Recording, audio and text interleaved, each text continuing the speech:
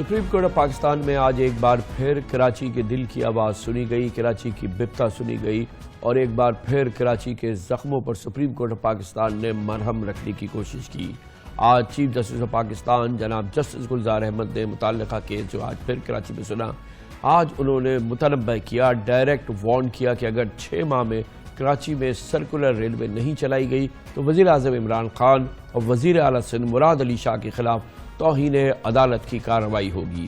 کراچی بحالی کیس کی سماعت کے دوران چیف جسٹس نے ایڈوکیٹ جنرل کو باور کرایا، آپ سمجھ لیں اور وزیر اعظم اور وزیر اعلیٰ سندھ کو بھی بتا دیں، سرکولر ریلوے نہیں چلی تو توہین عدالت کی کارروائی کریں گے۔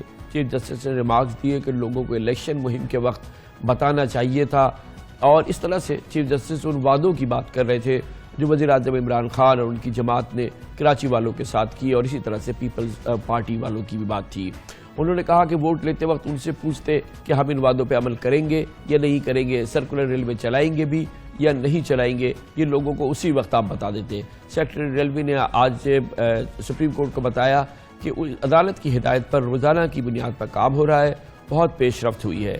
ایڈوکیٹ جنرل سندھ نے بتایا کہ سرکولر ریلوے کے 24 گیٹس پر قبضہ ہے، ان کو بحال کرانا مشکل ہے۔ اس پر چیف جسٹس نے برہمی کا اظہار کیا اور پوچھا کہ اس سے پہلے آپ لوگ کیا کر رہے تھے؟ عدالت کو معلوم ہے کہ آپ اہل نہیں ہیں، آپ نہ کام کریں گے اور نہ ہی سرکولر ریلوے چلائیں گے۔ چیف جسٹس صاحب نے سیکرٹری ریلوے کو خبردار کیا، مسٹر چاہے تو آپ ابھی جیل جا سکتے ہیں، مگر چیف جسٹس گلزار احمد نے ریمارکس دیے کہ اب بندوق سے قبضہ ختم کرانا پڑے گا، شہر میں جو ہو رہا ہے اس پر سمجھوتا نہیں کر سکتے۔ ایڈوکیٹ جنرل نے کہا کہ ہزاروں لوگ متاثر ہوں گے، شہر میں خوف کی فضا قائم ہے، جس نے فلیٹ بک کرایا اور توڑ دیا گیا تو وہ کہاں جائے، لوگوں سے چھت چھن جائے گی۔ اس پر چیف جسٹس نے پوچھا اور بہت ہی امپورٹنٹ سوال کیا کہ سرکاری زمین پر قبضہ اور تعمیرات ہوتے وقت آپ کہاں تھے؟ اور یہی وہ بات ہے جو آج تمام شہری پوچھ رہے ہیں کہ ان سے تو یہ جگہ خالی کرائی جا رہی ہے، ان کی بلڈنگیں گرائی جا رہی ہیں، ان کے گھر گرائے جا رہے ہیں، مگر ان کے خلاف کیا کارروائی کی جا رہی ہے جنہوں نے ان کو وہاں بیٹھنے کی اجازت دی، تعمیرات کرنے کی اجازت دی، اور خاص طور پہ بلڈنگ کنٹرول اتھارٹی کے وہ حکام جنہوں نے پورے شہر کو تعمیرات اور غیر قانونی تعمیرات کا ایک جنگل بنا دیا، ان کو کب نشان عبرت بنایا جائے گا۔ اس سے پہلے بھی چیف جسٹس صاحب نے کہا کہ اس سے پہلے کہ آپ نئی عمارتیں بنائیں، وہاں لوگوں کو منتقل کریں اور پھر وہاں سے قبضے خالی کرائیں۔ آج کی اس انتہائی اہم کارروائی کا ایک بڑا غیر متوقع سین تھا، سامنے آیا جب پاکستان تحریک انصاف سے تعلق رکھنے والے اور سندھ اسمبلی میں قائد حزب اختلاف Firdous Shamim Naqvi supreme court of Pakistan میں بلا بلائے تشریف لائے اور انہوں نے کراچی کے موجودہ حالات کے حوالے سے اپنی گزارشات پیش کی۔ ایک موقع پہ سپریم کورٹ آف پاکستان نے اس موقع پہ برہمی کا بھی اظہار کیا، لیکن بہرحال یہ کراچی کے حوالے سے ایک امپورٹنٹ ڈیولپمنٹ تھی آج کے اس کیس میں، اسی لیے ہم نے دعوت دی ہے، ہمیں جوائن کریں جناب فردوس شمیم نقوی، قائد حزب اختلاف بھی ہیں۔ بہت بہت شکریہ نقوی صاحب۔ فرمائیے گا، بنیادی طور پہ آپ سپریم کورٹ آف پاکستان کو باور کرانا چاہ رہے تھے کہ یہ جو احکامات ان کے جاری ہو رہے ہیں اس سے بڑا نقصان ہوگا، لیکن آپ فرمائیے جیسے کہ جیسا بھی پوچھ رہے تھے کہ آپ کی جماعت جب الیکشن لڑ رہی تھی تو آپ نے چاند لانے تک کے وعدے اور بس نہیں کیے ہوں گے، مگر ہر چیز کراچی والوں کو پرومس کی تھی۔ آج 18 مہینے گزر گئے، شہر جہاں تھا اس سے پیچھے چلا گیا ہے، نہ آپ کے وعدے پورے ہوئے نہ کچھ ہوئے۔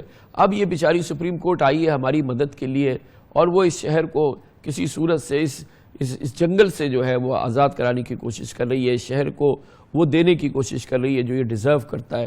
تو اب آپ فرمائیے آپ نے کیا فرمایا وہاں پہ؟ کامران بھائی، دو مختلف ایشوز ہیں، ایک کو آپ نے ٹچ کیا جدھر آپ جو بات ہم سے کہہ رہے جو سب سے کہہ رہے ہیں اس پہ ہم بھی یہی کہہ رہے ہیں کہ پہلے لٹکاؤ پھر گراؤ۔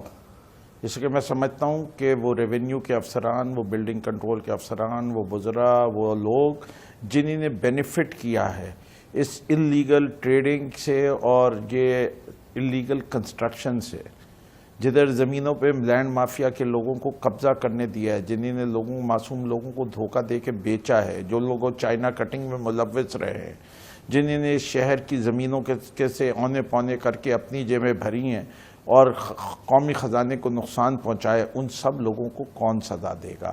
اس سسٹم کی درستگی کب ہوگی؟ یہ آج بھی کراچی شہر میں کم سے کم میرے اندازے کے لحاظ سے 1000 سے زیادہ کچی لوگ جو ہیں سیٹل کیے جاتے ہیں کچی آبادیوں میں. آج اگر آپ دیکھ لیجئے M9 موٹر وے کے دونوں اطراف جو ہے کچی آبادیاں بننی شروع ہو گئی ہیں جو ٹول پلازا تک پہنچ گئی. ان کو روکنے کے لیے کوئی تیار نہیں ہے. اور جو لوگ یہ ایک ہیومن ایشو کیوں کریٹ ہوتا ہے؟ اس لیے کہ حکومت سندھ اس وقت ایسے لوگوں کے لیے رہائش کا کوئی منصوبہ نہیں دینے کے تیار جو کہ لو انکم گروپ ہے. یہاں بیریا ٹاؤن تو بنتے ہیں شہر کے اندر لیکن خدا کی بستیاں نہیں بنتی. میں سمجھتا ہوں کہ ہر قسم کی بستیاں بننی چاہیے, انٹیگریٹڈ ہاؤسنگ ہونی چاہیے. جب مگر جو آپ فرما رہے ہیں یہ اس نظریے کی بات کر رہے ہیں جس سے کسی کو اعتراض نہیں ہوگا نقوی صاحب, لیکن جن مسئلوں کی سپریم کورٹ نشاندہی کر رہی ہے وہ کیسے حل ہوں؟ مثال کے طور پہ آج یہ زمانہ آ گیا ہے, ایک بس سرکاری نہیں چل رہی ہے, ایک ٹرانسپورٹ اتنے بڑے شہر میں اویلیبل نہیں ہے. اب سپریم کورٹ کہتی ہے وہ سرتوڑ کوشش کر رہی ہے کہ خدا را کم از کم سرکولر ریلوے کراچی میں چل جائے, تو اب اس کو فیسیلیٹیٹ کریں نا سر, اب کسی صورت سے اس کو چلوائیں. کامران صاحب دیکھیے بات ساری یہ ہے, میں سب کے سامعین کے لیے سرکولر ریلوے بند کیوں ہوئی تھی؟ سرکولر ریلوے بند اس لیے ہوئی تھی کہ جب وہ لیول کراسنگز کے ساتھ چل رہی تھی تو اس کے اندر پورے شہر کا ٹریفک کا نظام درم برم ہو گیا تھا. شارع فیصل کے اوپر بلوچ کالونی پہ لوگ جو تھے حشر نشر ہو جاتا تھا, یونیورسٹی روڈ پہ حشر نشر ہو جاتا تھا, اور اس لیے اس کو بند کیا. اس وقت سپریم کورٹ کہہ رہا ہے کہ 24 لیول کراسنگ کے ساتھ آپ سرکولر ریلوے دوبارہ شروع کر دیجئے, جبکہ والیوم آف ٹریفک جو ہے وہ اس وقت 1995 سے اس وقت 4 گنا بڑھ چکا ہے.